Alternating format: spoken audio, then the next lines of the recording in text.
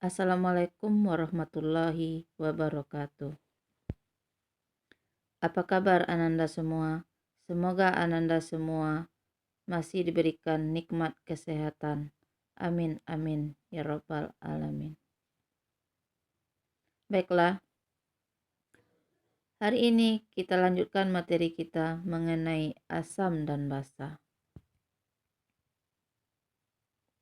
Adapun kompetensi dasarnya adalah menjelaskan konsep asam dan basa serta kekuatannya dan kesetimbangan pengionannya dalam larutan.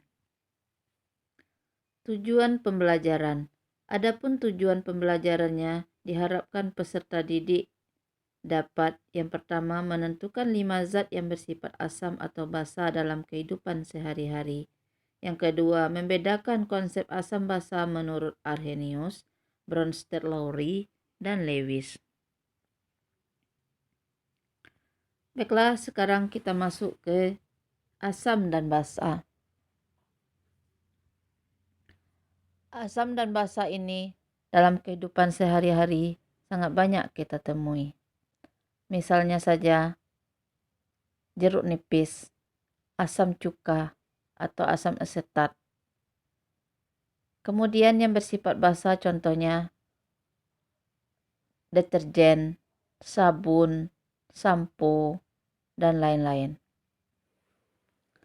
Asam dan basa ini merupakan suatu pasangan yang saling melengkapi. Apabila tubuh kita kelebihan asam, maka penawarnya adalah basa. Dan sebaliknya, apabila tubuh kita kelebihan basa, maka penawarnya adalah asam. Contoh, apabila kita menderita penyakit mah, kemudian mahnya kambuh, itu artinya asam lambungnya naik. Asam lambung naik dapat dari beberapa faktor, ya, misalnya faktor makanan, kelebihan makan yang pedas, asam lambungnya naik. Jadi penawarnya dicarilah suatu obat yang di dalamnya itu terkandung basa. Contoh, Promax, Milanta, dan lain-lain.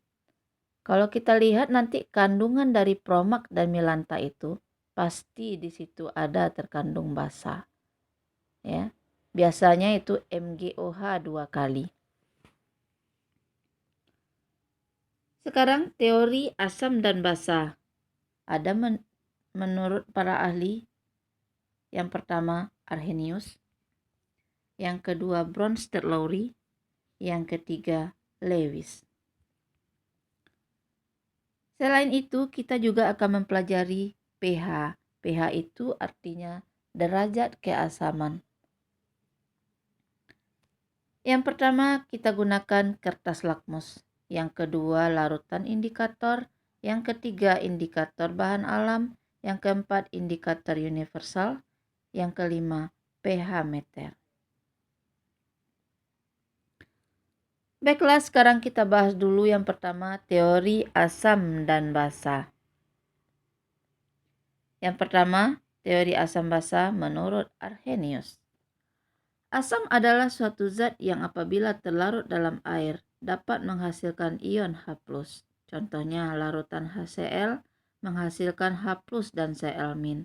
Larutan HNO3 menghasilkan H+ dan NO3-. Sedangkan basa adalah suatu zat yang apabila terlarut dalam air dapat menghasilkan ion OH-. Contohnya KOH menghasilkan K+ dan OH-. NaOH menghasilkan Na+ dan OH-. Yang kedua, teori asam basa menurut Bronsted-Lowry.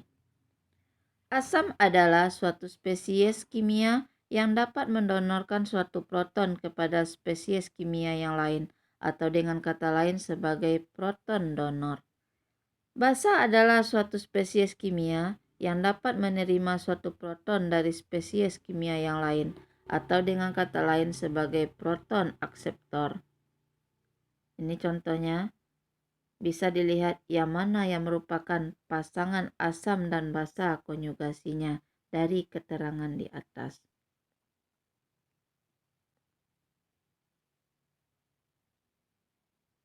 Yang ketiga, teori asam basa menurut Lewis. Asam adalah suatu spesies yang dapat menerima pasangan elektron bebas, sedangkan basa adalah suatu spesies yang dapat mendonorkan pasangan elektron bebas.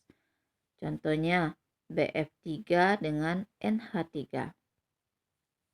Bf3 itu sebagai asam karena menerima pasangan elektron bebas dari NH3. Sedangkan NH3 bersifat basa karena memberikan pasangan elektron bebas. Berikutnya, menentukan asam dan basa suatu larutan menggunakan indikator asam basa. Di sini kita pakai lakmus merah dan lakmus biru. Seperti pada gambar, kita celupkan lakmus merah dan lakmus biru tersebut ke dalam larutan. Apabila larutan lakmus merah tetap merah dan lakmus biru menjadi merah, maka larutan tersebut bersifat asam. Dan apabila lakmus merah menjadi biru, lakmus biru tetap biru, maka larutan tersebut bersifat basa. Dan apabila lakmus merah tetap merah dan lakmus biru tetap biru, maka larutan tersebut bersifat netral. Berikutnya, menggunakan larutan indikator. Contoh larutan indikator: metil jingga, metil merah, bromtimol biru, phenolphthalein. Berikutnya, menggunakan indikator bahan alam. Contoh, bunga kertas, bunga kembang sepatu, kulit manggis, kunyit, dan lain-lain. Berikut ini merupakan gambar dari indikator universal. Apabila kertas universal ini kita celupkan ke dalam larutan, kemudian kita lihat angkanya.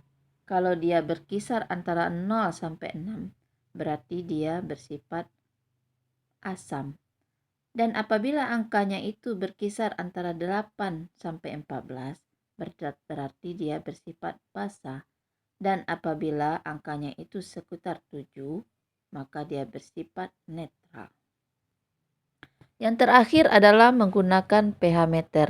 pH meter ini merupakan alat ukur yang paling akurat karena angkanya langsung keluar. Misalnya 7, 6, dan lain-lain. Kita tidak perlu lagi mencocokkannya dengan yang lain. Angkanya itu sudah pasti. Selain ini, pH itu juga kita bisa mengukurnya dengan menggunakan rumus atau secara teoritis. Yang akan kita pelajari di pertemuan selanjutnya. Untuk hari ini kita cukupkan sampai di sini. Ibu sudahi. Assalamualaikum warahmatullahi wabarakatuh.